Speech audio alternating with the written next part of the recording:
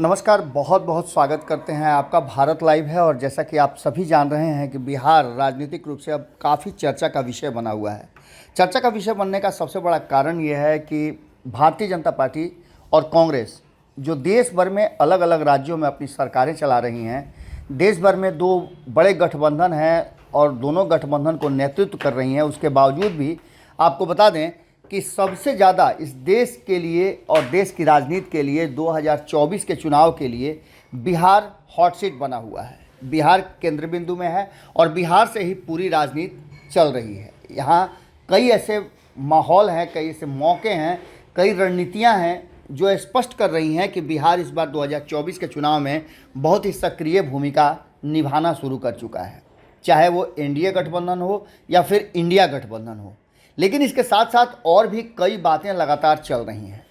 पहली बात तो ये चल रही है कि क्या एनडीए गठबंधन के तहत सब कुछ क्लियर हो गया है बिहार को लेकर के, बिहार के 40 सीटों को लेकर के सब कुछ साफ है। तो इसकी जानकारी हम समय समय पर आपको दे रहे हैं और इसमें जैसा लग रहा है, दिख रहा है कि एनडीए के घटक दल जितने भी हैं बिहार से जुड़े हुए 3-4 दल, वो सभी काफ़ी संतुष्ट नज़र आ रहे हैं। हालांकि एक पशुपति कुमार पारस की बात करें तो वो अधर में है, हालांकि कॉन्फिडेंस तो वो उनका भी हाई है, लेकिन कहा यह जा रहा है कि उनको इस बार थोड़ी सी दिक्कत हो सकती है क्योंकि चिराग पासवान इस गठबंधन का हिस्सा है और वो भी मजबूत हिस्सा है क्योंकि प्रधानमंत्री नरेंद्र मोदी के सीधे सीधे टच में हैं। आपको बताएं, इसके अलावे दूसरा जो गठबंधन है इंडिया, जिसको कि बिहार में महागठबंधन का नाम दिया गया है, यहाँ थोड़ी सीट शेयरिंग को लेकर के समस्याएं सामने आ रही है। कल भी हमने आपको बताया था कि जिस तरह से 40 सीटों को लेकर के और 40 सीटों को ही नहीं, जिस तरह से बिहार को अलग करके और बाकी के राज्यों को फोकस किया जा रहा है और बिहार के हाथ में नेतृत्व देने की बात की जा रही है, नीतीश कुमार को संयोजक बनाने की बात की जा रही है, इन सारी बातों से अलग एक और राजनीति बिहार में चल रही है। बिहार में आपने देखा कि किस तरह से नीतीश कुमार और राष्ट्रीय जनता दल के बीच में तल्खियाँ आईं। हालांकि लालू प्रसाद और नीतीश कुमार के मुलाकात कई बार होते रहते हैं, जिसको लेकर के कहा जाता है कि सब कुछ ठीक हो गया, लेकिन कार्यकर्ताओं के बीच में जो दूरियां हैं वो कम होने का नाम नहीं ले रही हैं, चाहे वो मंत्रिमंडल को लेकर के हो, सरकार को लेकर के हो या फिर एक साथ महागठबंधन में आगे चलने को लेकर के हो। वहीं अगर बात करें तो कांग्रेस भी लगातार अब इस गठबंधन में असहज महसूस कर रही है क्योंकि बार बार नीतीश कुमार जो सरकार के मुखिया हैं, उन्हें मंत्रिमंडल विस्तार का आग्रह करने के बाद रिक्वेस्ट, यहाँ तक कि राहुल गांधी ने खुद जब पटना आए थे तो आग्रह किया था नीतीश कुमार को मंत्रिमंडल विस्तार के लिए, लेकिन नीतीश कुमार ने एक बात उनकी नहीं सुनी। हालांकि आयोगों का गठन हुआ जिसकी चर्चा हम बार बार कर रहे हैं। इसके अलावे आपने देखा होगा कि कांग्रेस का गुस्सा और कांग्रेस की नाराज़गी इसी बात से समझ में आती है कि जब नीतीश कुमार दिल्ली पहुंचे तो दिल्ली में अपनी महत्वपूर्ण बैठक दिल्ली में छोड़ करके बिहार के लोगों को दिल्ली बुला करके भी राहुल गांधी दिल्ली में नहीं टिके और वो सीधे वहां से फरार हो गए। ये साफ बताता है कि कहीं ना कहीं नीतीश कुमार की जो नीतियां हैं और नीतीश कुमार क्या सोच रहे हैं, इसको लेकर के एक बार फिर से मामला अटका हुआ नज़र आ रहा है। मीटिंग कैंसिल हो गई कांग्रेस की, ये बातें आपको खबर के माध्यम से पता चल गया होगा। इतना ही नहीं, सरकार को बनाए रखने के लिए और इंडिया गठबंधन को चलाने के लिए कितने लाचार हैं लालू, इस बात को आप समझ सकते हैं कि तेजस्वी का सीधे सीधे नीतीश कुमार के आगे सरेंडर कर देना।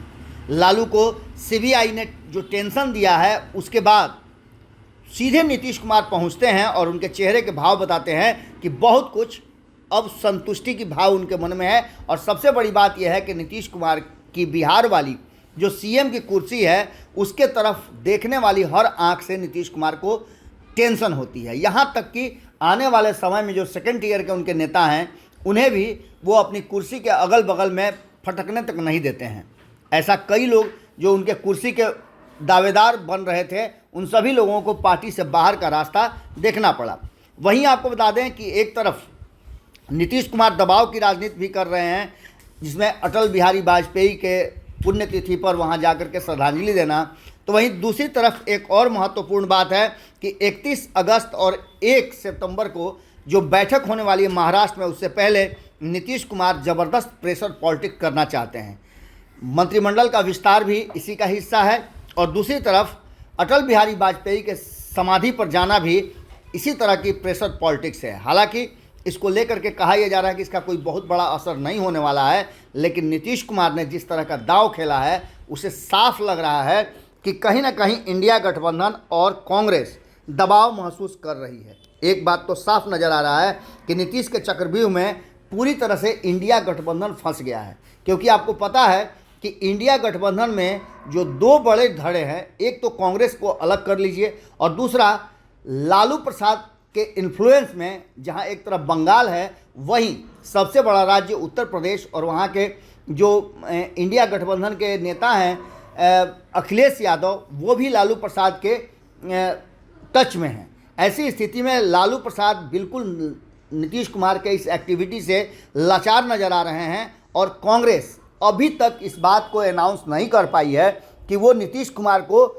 पूरी तरह से सब कुछ देने के लिए और इस गठबंधन को चलाने के लिए अधिकार देने वाली है। वहीं दूसरी तरफ आपने ये भी देखा होगा कि ममता बनर्जी के तरफ से भी लालू प्रसाद के कभी बहुत करीबी रहे नीतीश कुमार के दोस्तों जैसे शत्रुघ्न सिन्हा ने साफ कर दिया है कि नीतीश कुमार से बेहतर कहीं ना कहीं संयोजक के लिए शरद पवार होंगे, तो वहीं दूसरी तरफ अध्यक्ष पद के लायक सबसे बेहतरीन और यहाँ तक कि प्रधानमंत्री के उम्मीदवारी में भी ममता बनर्जी सबसे आगे हैं। अब ऐसी स्थिति में आप समझ सकते हैं कि नीतीश कुमार का ये प्रेशर पॉलिटिक्स, ये चक्रव्यूह कहीं ना कहीं इसमें इंडिया गठबंधन फंसा हुआ है। 31 और 1 तारीख को जब बैठक होगी, प्रेस वार्ता होगी और बातें खुल करके सामने आएंगी तो स्पष्ट हो जाएगा कि क्या इस 11 सदस्यीय टीम का हिस्सा है नीतीश कुमार या फिर उन्हें अध्यक्ष या संयोजक की जिम्मेवारी दी जाती है। उसके बाद बिहार की राजनीति में बदलाव हो सकता है और मंत्रिमंडल विस्तार भी तभी आपको देखने को मिल सकता है। अभी उन सभी लोगों को इंतजार करना होगा जो मंत्रिमंडल विस्तार की बात सोच या उसके विषय में लगातार चिंतित थे। जुड़े रहिए भारत लाइव के साथ, खबरों का सिलसिला लगातार जारी है। अगर ये वीडियो पसंद आई और वह बिहार के राजनीति और बिहारियत से सरोकार रखेनी तो सब्सक्राइब बटन दबा के चैनल के सब्सक्राइब कर ली। ओजे एगो घंटी बा, ओकरा बटन दबा देला से कुल सटीक और मारक खबर रुआ मुफ्त में मिल जाई। अगर रुआ पत्रकारिता के हमनी के नया प्रयोग में सहयोग कर चाहतानी तो ज्वाइन बटन दबा दी। पेटीएम नंबर नोट कर ली 9386816700। धन्यवाद।